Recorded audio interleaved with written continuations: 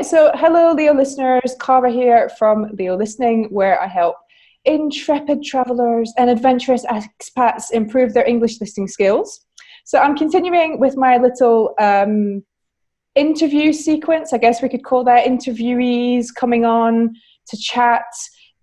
Interesting people that I met recently in Berlin. So here's our latest person. It's Martin from Rock and Roll English.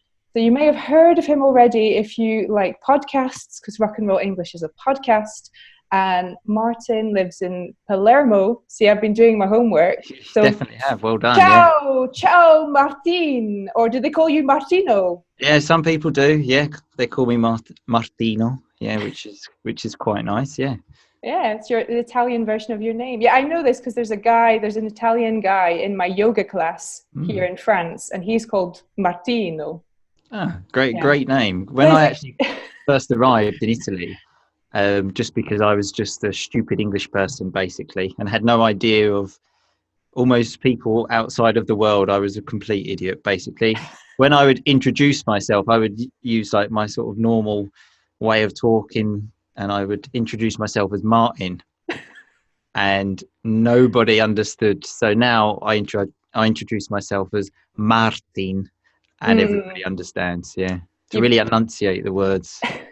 You've internationalized your name. Yeah, exactly. Yeah. No, but this is exactly the kind of story I want, because I brought you on because obviously you're a podcaster, you teach English, so that means you're into listening, and also you live abroad, and so I want to like collect stories of people living abroad and their challenges and their embarrassing moments. So like you say, I've had many of them. I don't know how long we've got on this. I could talk for a long time about that. Yeah. So I'm happy to see I tick all the boxes. I'm also happy to see when you introduced me, you said interviewing interesting people I met in Berlin. So I'm touched. Interviewing the few people that agreed to be interviewed. No, I'm not supposed to say that. Yeah, I only picked the interesting people. Yeah, that's what you're supposed to tell me. You're supposed to say, yes, Martin, you are interesting. That's why I asked you. Even though, Martin, when we were in Berlin, you didn't recognize me at one point, even though I was hanging out with you.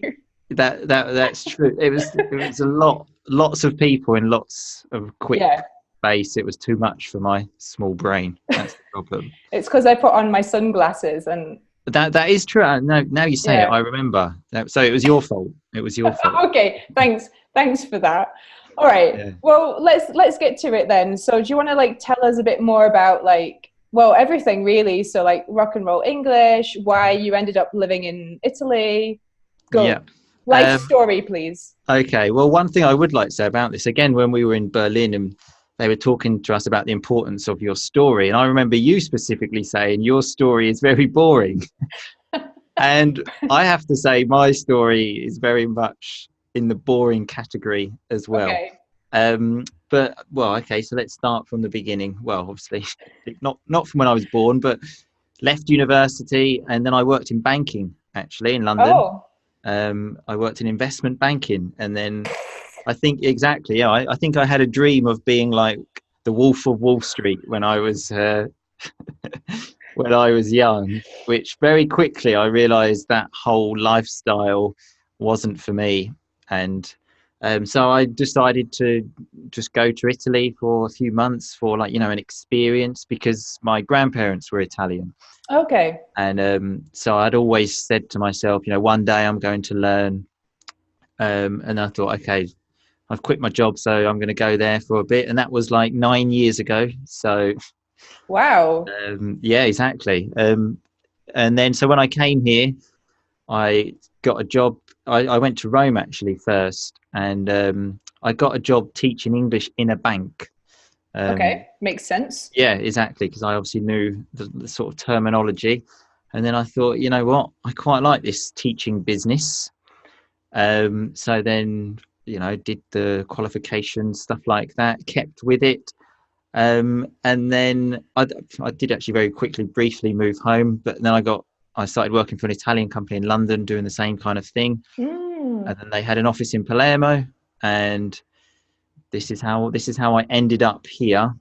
Now, got a house, getting married next year now. So wow, yeah, congratulations. thanks. Cool. So that's about me. So Rock and Roll English. I started that just over 2 years ago. I think it was like February 2017. And one of the main reasons I started is because I love podcasts. I love them. I just think they're great. Especially, for example, when I used to work in London, I used to travel. Which is where I'm from in England. It's like 30 minutes on the train, and obviously used to take the train every day. And then I discovered podcasts, and I thought, oh yeah, I like these. And then obviously I was like, well, I still am, I suppose, learning Italian, and I was always looking for Italian podcasts, and I never really found one that I sort of really liked. Okay. And so I created it just for a bit of fun, really. I had no plans of like, I'm going to do this. It was just create something fun. And I mainly created it for how I would like an Italian podcast to be. And of just basically talking to friends. So I normally speak to like my close friends on the podcast. And we just have a bit of a laugh, really. A classic episode will be me getting an article off BuzzFeed, and I don't know, there was one recently about, it was the months of the year ranked in order, and we spoke about in order of what? Well, like the best to the worst. No, sorry, the worst to the best. Okay, because they're already in an order. But anyway, okay, right, I see what you mean. Yeah. Yeah, we didn't start like changing the order and say like, yeah, January 1st, let's put like June 1st. No, the order's good. We like the order, but we were saying of which one's the best and stuff like this. So yeah, that's what I mean. Like, talking about the real big, like important issues of the day. Yeah. Yeah, absolutely. So, and yeah, we just sort of have a bit of a laugh. And then when any what I call rock and roll vocabulary comes up, so things like phrasal verbs, idioms, stuff like this, then I will quickly explain that. Okay. And at the end, I will then explain it again at the end. And that's kind of how it worked. And at the beginning, as I said, I was just doing it for fun. And then I very quickly noticed people listening from all around the world, getting messages saying, I was listening to your podcast on my way to work in Japan, and I burst out laughing. Then I started thinking, this is good. I like this. And so, yeah, I've continued it. Now there's a members area we have where people get a podcast every day. Oh, wow. And yeah, I mean, that's about it, really. I can't think of it. I might be missing something, but I can't think of anything. Sounds pretty good to me. Yeah, well, that's a really cool story, actually, because you went from sort of possibly becoming an evil banker to becoming a nice podcaster. So I think that is a good story. Yeah, I mean, I definitely was richer when I was an evil banker, but at least I can feel good about myself now. That's the main thing. Yeah, you don't wake up every day like hating yourself or exactly. Yeah. Okay. Exactly. Yeah. All right, and I'm glad you clarified what you meant by rock and roll vocabulary, because I was like, well, does he mean like literally vocabulary to do connected to rock and roll? Yeah, no. Because I told my boyfriend about this, and he was like, rock and roll, Elvis Presley. Like, what is this about? And I was like, don't be about it. Sure. And another reason, so I called it that actually. Well, first of all, I used to say that, and I still say that in a classroom if I'm teaching. Someone uses it, I say, oh, that was some real nice rock and roll vocabulary there. But one of the other reasons, I remember one of my friends who lives here in Palermo is a dentist. Okay. And we were joking once, and he said, yeah, I'm a rock and roll dentist. And I remember thinking, if you say rock and roll before anything, it sounds good. Like I could say, this is my rock and roll water bottle. And then you would think, what a great water bottle that is. Instantly. Okay. Exactly. Yeah. All right. Okay. So yeah, anything rock and roll is just like cool, isn't it? Yeah. Although I stress that I am the least rock and roll person in the world. It's Okay. only connected to the vocabulary. It's not because I am rock and roll. And there's another thing about the name. In fact, I think you can see it here with my flag. Yeah. It's quite embarrassing because I'm an English teacher, but there's actually a grammatical mistake in the Oh. name of, there should be two apostrophes there. There should be one. Yeah, technically. And I don't know why I didn't think about that. And I got a really aggressive message from someone once saying, like, you don't know anything about apostrophes. And I was like, calm down. I didn't know, you were so concerned about these apostrophes. Wow, the apostrophe police Yeah, were exactly. out to get you. Yeah, that's Exactly. Many people have said, well, why don't you change it? But I actually quite like it now because, I encourage learners to make mistakes. We all make mistakes. And then there's like a big mistake on like the logo, on everything. It's there. So, if I'm comfortable with it, I'm just like to say, basically, we should be comfortable with it. Everyone does it. exactly fair enough. And yeah, it's probably going to be a bit tricky to change. So you may as well just. Also that, the logistics. Yeah. Yeah, Okay. exactly. So how did you learn Italian then? Because I'm guessing, like, did you learn it at school at all? Did you learn some from your grandparents?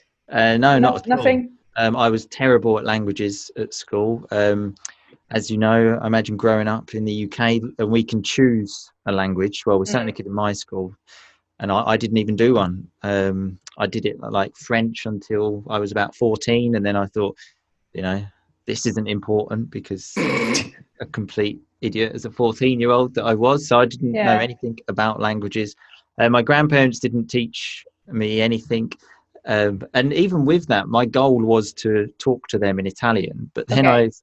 once I then started learning and speaking, I then realized they didn't speak Italian. They only spoke like Napoletano, which is like a dialect from Naples.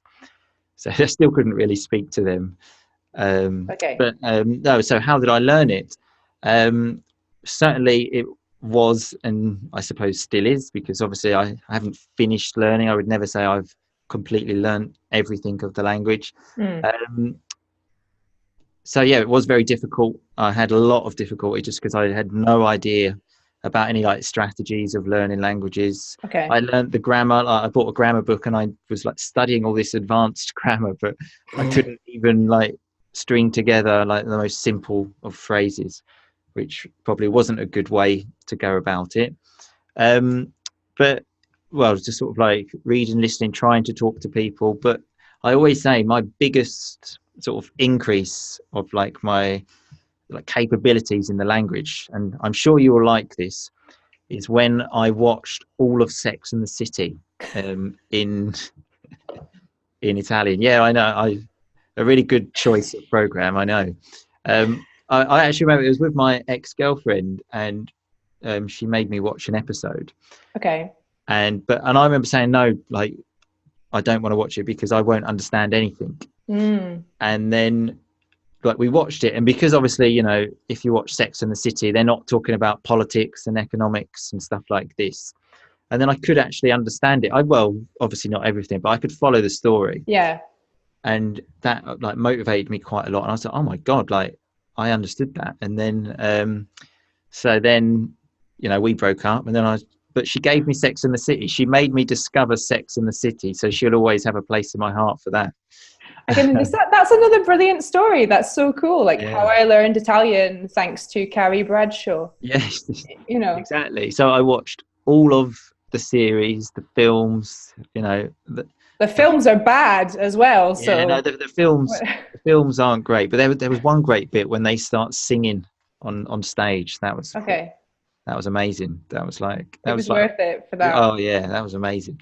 But yeah, and that was the real. Well, it wasn't like after that point I went from not speaking at all to speaking perfectly and understanding everything. But the biggest increase that I noticed, and then at that point I felt more comfortable going out because I spent a lot of time sort of going out with Italian people, not talking. I quite like to talk in English, but yeah, I would often just be there, just like head down at the dinner table, thinking, "Please don't speak to me." I was always all right with like a one-on-one conversation, but it would be like in front of people, and I'd be like, but after that point, things just started clicking, as we say, and I just started understanding more and just felt much more confident with it. So that was the moment when I started seeing the sort of bigger results. Yeah. Okay, when you put down your grammar book and you actually started watching, well, I guess Sex in the City is real people having, well, scripted conversations, but I mean, that are meant to sound like real conversations. And like you say, it's not like politics or, you know. Exactly. It's talking about just, stupid stuff that was quite easy to follow. Yeah. And then from then, and then obviously like since then, so like my girlfriend now is Italian, we speak in Italian, and I spend lots of time with her family, stuff like this. Yeah. Okay. Oh, that's amazing. Sex in the City and Italian language learning. Yeah. Cool. So what do you think then for in terms of listening? Like, do you think is it like the magical fluency piece or? Well, I mean, I don't think anyone's got the secret. Have they? Oh, really? Oh no. Lots of people, everyone thinks that someone's got it, but unfortunately, I don't think that really exists. But I mean, if you just think about it, the way we learn languages as children, you learn in the listening way. You don't learn the sort of like visual way of people. This is what everyone does. They all like look at stuff and read it and stuff like this. But that's obviously not the natural way. So, from my experience as well, the most efficient way is via listening, because it's the sound as well that I mean, it is a bit easier in Italian because it's easier to like distinguish words and stuff. But yeah, certainly that, and sort of repetition as well. And when I listen to podcasts, even now I still do this, of like shadowing, of like trying to repeat what they say at the same speed. It is actually very tiring to do that. Yeah. But again, that's something that I thought helped me a lot. Okay. All right. So you definitely maybe not convinced that there's not a magic listening method, but it definitely has a big place. Yeah. Well, in my opinion, it's the most important. Yeah. But whether my opinion's correct is another thing. But certainly, in my opinion, it's the most important, and obviously to do it regularly. That's another obviously reason I made the podcast, is just to give people something fun to listen to, because obviously as well the main thing is you need to watch something or listen to something that you actually enjoy. If you don't, you're not going to be motivated to do it, and then you just won't do it. Definitely. So to give people something like light-hearted that they can listen to without having to think, oh god, I know I should listen to something, so I'm going to do that, but I don't actually want to do that. I want to make it so people actually look forward to listening to it. So for example, the podcast always comes out on Monday, and and then many people say to me, like, I always look forward to Monday, because then on my way to work I know I can listen to the podcast, which as well, I didn't get that satisfaction in banking, I tell you. I never got that. But I bet you got some good shareholder returns. Oh, exactly. There's loads of that. Yeah, good for them. Yeah, exactly. No, it's true that podcasts are, I think that's what's good about, well, I suppose because a podcast is kind of like a TV series. Well, maybe podcasts aren't necessarily serialized, so unless it's like a podcast telling a story, but it can be addictive in the sense that, even if it's episodic, you're looking forward to it just because you like the person who's doing it. They tell funny stories, it's just fun to listen to. So I think that's what's good about series or podcasts, is they have that addictive quality. Absolutely. And if you can get hooked on something, then exactly. And obviously to try and experiment, to try and find something that you do like. I stumbled upon Sex and the City and got hooked on that. But whatever you find, that's the thing. It's a bit stupid, obviously, that I was watching that, people could say, but it was doing the job for me. I was interested in it. It was motivating for me, and so I stuck with that, for example. So it can be whatever you want, but as long as you like it and you actually look forward to doing it, then that's the main thing. Yeah, no judgment. Yeah, exactly. No judgment. But I mean, the only thing I tell people is obviously if you're just listening to TED Talks and then Yeah. you complain that you can't understand a conversation, you know, that's a situation where I would say, look, if your goal is to understand people talking Sure. fast, stop listening to TED Talks. But apart from that, yeah, Sure. I can't recommend a magic resource. And I think sometimes people expect that from me, but like, I don't have it. Like, I don't know. Yeah, and it depends on the person, because if one person doesn't like that specific resource, then no good. What you were saying about listening to TED Talks, yeah, I agree with that, because obviously then when you're in a natural conversation of people interrupting each other, like turn taking, stuff like this, you don't get that in a TED Talk, which is another thing that I'm sort of big on in the podcast. Like when I speak to someone, they never know what we're talking about. So they've got no preparation. They can't think of any answers for this. And then, it's a normal conversation. Yeah, real conversation. Yeah, they're not going to whip out a slide deck and be like, exactly. You know, here's a picture of the Earth. Yeah, like all exactly. the TED speakers do. I normally just have like a few points that that we're going to discuss, and then I mean the conversation can go in all crazy directions, but just like normal conversations do, though. Exactly. Yeah. Well, that's what can make them so difficult to follow, I think. And then there's all the, like you say, you're talking to people that you know, so there's probably like private jokes and I don't know, just stuff that someone on the outside just wouldn't know. Sure. But I think it's good to get used to listening to that kind of thing. It's because that's what you're going to be faced with. Sure. In the real world. Absolutely. So on the subject then of TV series, podcasts, I'm not sure if I should ask you for TV series recommendations really, but in terms of like British TV shows, movies, podcasts in English, do you have any like hot recommendations for us? Well, I thought about this and I thought, well, it depends what you like, basically. I've recently watched Afterlife. I don't know if you've seen that on Netflix, with Ricky Gervais, who made The Office. And that was really good. I've recommended that to a few students recently. They really enjoyed it. That's just one series of 6 episodes that are like 28 minutes. So again, I'm sure you probably say the same as well. I try to recommend when students ask me this to stick to TV series, because films are long and it's difficult to find the time to watch a film. Whilst most people can find like 28 minutes, for example, in their day somewhere. And that was the great thing about Sex and the City as well. Like the episodes aren't very long, so I watch that literally every day. Sometimes more than one, sometimes 2, 3, 4, sure. Wow. But so other ones, well, I can tell you, for example, my favorite shows. Whether people like these, I don't know, but so The Office is my favorite TV show. Yeah, that makes sense. So we're talking about the British Office, not the American Office. 100%, yeah. Although I must say, I do think the American one is good, but I don't think it's at the level of the British one. For an American show, I like Curb Your Enthusiasm. I really like that. What other shows do I like? Peep Show is a good show. Oh yeah, but it's very like, I have to watch it like this because it's just so awkward, embarrassing, like weird.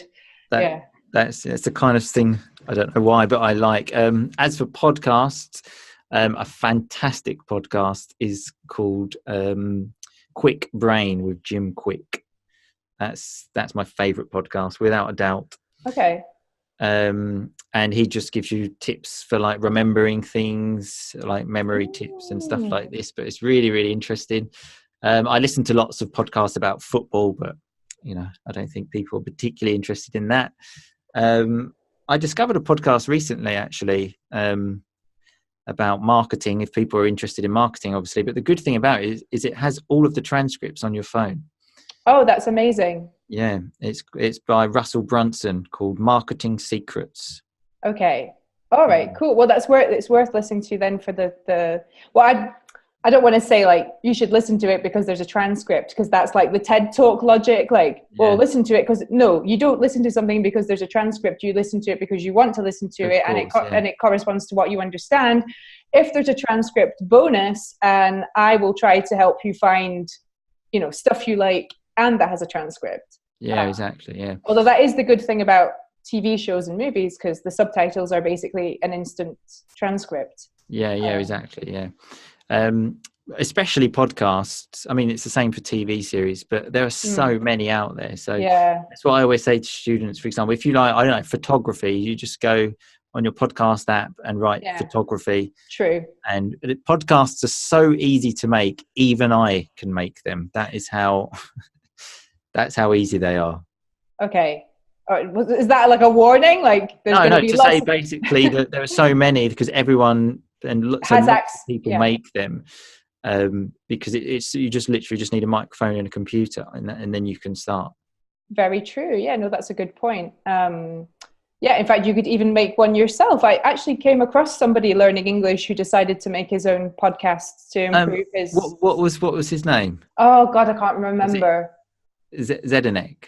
It could be. Okay. I'd have to. Yeah, this was a while ago, but why? Do you know him? Yeah, I was on his podcast recently. Oh, well, there you go. Okay, It might be him. It could be him. But okay. Well, that's good. That's good news. And just go in the app, type in the thing you're interested in, find a podcast, see if you like it. Yeah, it's very much trial and error as well, because you'll find some you don't like and you find some that you do like. But just don't give up. Don't think, okay, I've looked for one podcast, I don't like that, and now that's it. You just think, okay, I'm going to try another one now. I mean, it's the same for me when I listen in English or Italian with a podcast. I find one that I like, I stick with it. I find one that I don't like, and I let it go. That's very, very good advice. Yeah, no, I think people don't stick with things long enough. Or they get so like stressed about finding the perfect one or the right one that exactly. Yeah, just pick one, get going.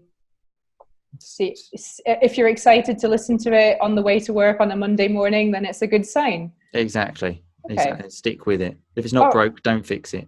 Exactly. Very good advice. Okay, so where can we find you on the internet?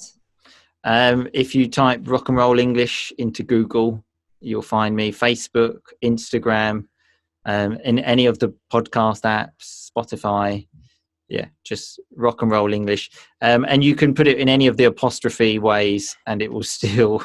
You can spell it in the incorrect way. Not spell it. You can write it in the incorrect way, but I just leave the apostrophes. Leave them. Just write Rock and Roll English like that. Okay, perfect. No apostrophe. It makes no difference. To make it easier. Okay, I'll put all the links under this. Okay. Wherever this is, under it, there will be the links. So go and say hello to Martin. Go and download his podcast. If you need a podcast to get started, you might as well start with the Rock and Roll English podcast. So thanks again, Martin. Thank you. Thanks for having me. Yeah. Thanks for having me. All right, you're welcome. Ciao. Okay, see you soon. Ciao.